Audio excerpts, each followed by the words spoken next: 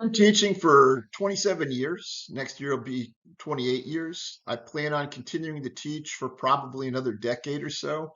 And to be honest with you, I'm really excited about that. I'm not sure my wife is so excited about that. She wants me to retire at some point, but I love changing lives. I love going into the classroom, and I'm going to share with you what gives me that drive.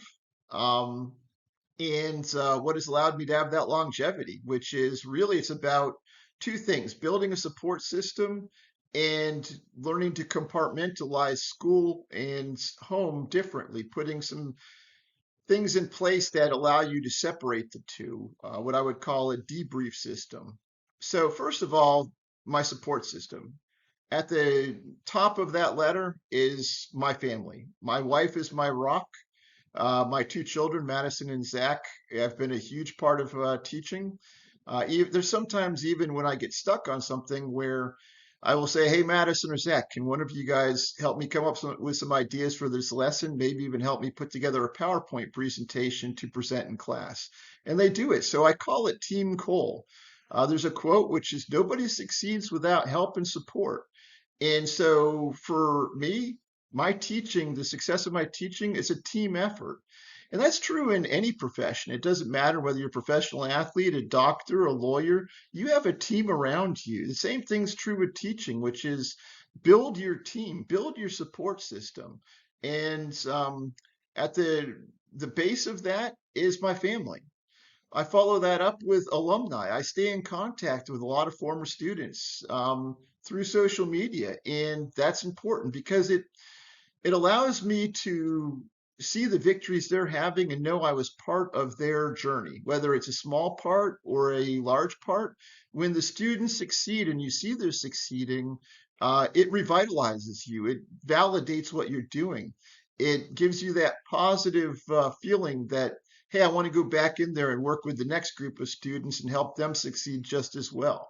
So again, I use social media in a positive way in that I stay in contact with a lot of my former students, and I enjoy watching their wins because it reminds me of that what I'm doing is important. It reminds me that what we do is the most important job in the world. And just remember that should and alone should be its driving force for you and why you want to build the support system. Next, identify yourself a mentor, somebody to learn from. I was so blessed early in my career that I had several incredible mentors, a lot of former teachers of the year. You need to seek out mentors, identify through administration, colleagues, and the students who are those teachers that are incredibly effective, well liked, have great results. And then reach out to them and say, "Hey, I heard you're incredible. I'd like to come in and sit down and watch a couple lessons and maybe take some things back to my classroom." And a lot of the things that I use in my classroom, I've picked up from watching other teachers. So, and that's a great way to build that relationship. And then eventually you can develop that relationship to where they're a mentor. Reach out to them. If you're an introvert, no problem. Just say, introduce yourself and say, "Hey, I'd like to watch a couple lessons." And then after they're done with the lessons, go and sit down with them and get to know them a little bit. Colleagues, I love team teaching.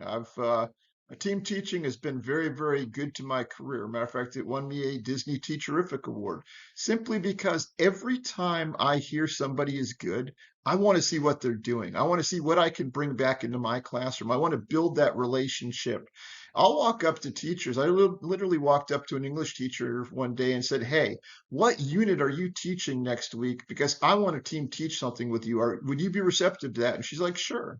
And that led to what I'm probably most well known for is the Scrub J campaign, where we sent off some letters, and the rest is history. It became an event that was picked up nationally and is still discussed to this day. Again, that came from me reaching out to a mentor or a colleague that I heard was really good and developing that relationship. Avoid pitfalls. It's good to be a support system for those colleagues who are struggling. I love passing on tips and helping new teachers who are struggling, but don't just surround yourself with negativity. You have to have that positive uh, influence as well, and you need to grow. And the pitfall of surrounding yourself with people who complain all the time is eventually it's going to turn you negative as well. As a matter of fact, sometimes I'll probably eat lunch in the teacher lounge 2 or 3 times a week just because I want to be social and have those relationships and be friends with those people and include them as part of my support system. But I don't always go in there because sometimes it can be a little negative. So I'll sit down and have lunch by myself and kind of reflect on what I'm doing and have some downtime, some alone time. Admin, believe it or not, admin can be a support system. It takes time, it takes trust. I was very, very blessed my first year teaching of having just a world-class administrator. She was a former teacher of the year for the state of Florida. She was incredible. And having her and developing a relationship to where I could reach out to her and discuss things with her. And to this day, I probably have about half a dozen admin that I have that relationship with. But that's a two-way street, which is if you're going to have that relationship with admin, you need to be trustworthy too, because when they share things with you, they need to not go back to the faculty. And again, that it takes time, but you can find that admin can be an incredible source of support system for you.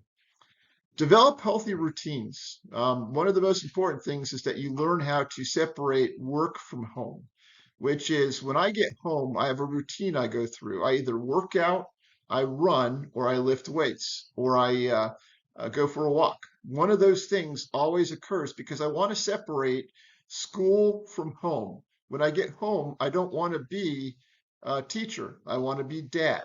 And you may want to be mom plus one, whatever your relationship is when you get home. You want to separate that from what you from school. So it allows you to compartmentalize. So you need some good, healthy routines. You need healthier ones, not ones that are going to lead to your demise.